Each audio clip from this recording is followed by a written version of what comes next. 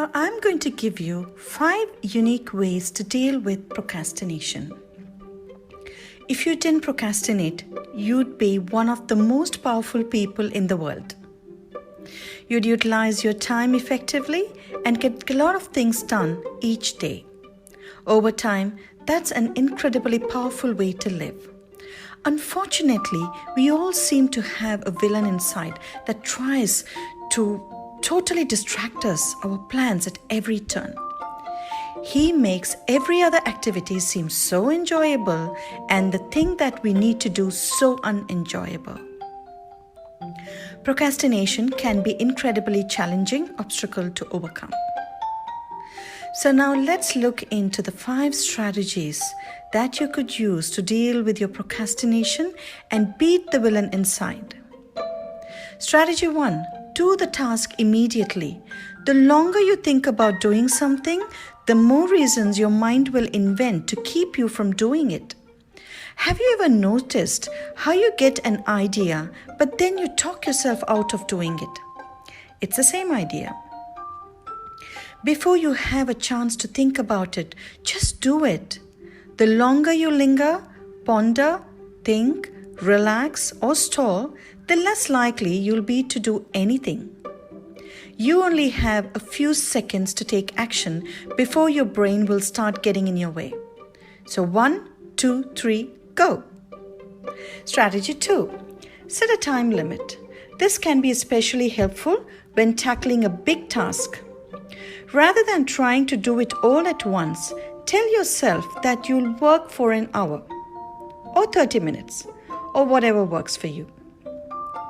Knowing that you have a set ending point can ease the challenge of getting started.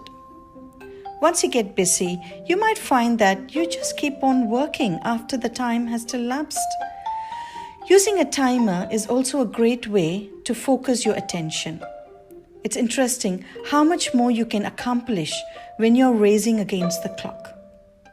This has always worked for me. Now let's look at the strategy number 3. Only do tiny bits. Getting started is often the most difficult part. Make it so easy to get started that you can't possibly fail. Need to write a history paper for school or a report for work? Tell yourself that you're going to just do 1 paragraph. If that's too hard, make it a single sentence. Again, after you get started, you might decide to keep on going. It's amazing what a little momentum can do.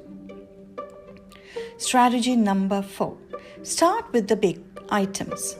We like to start the day with the easy things, the things that won't take us much time.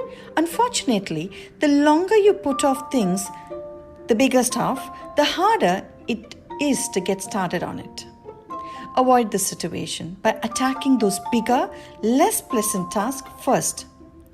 And first thing in the morning. Save the easy stuff for later in the day. You'll be able to have more peaceful afternoons. Now, strategy number 5. Figure out your primary distractions at the moment and do them later.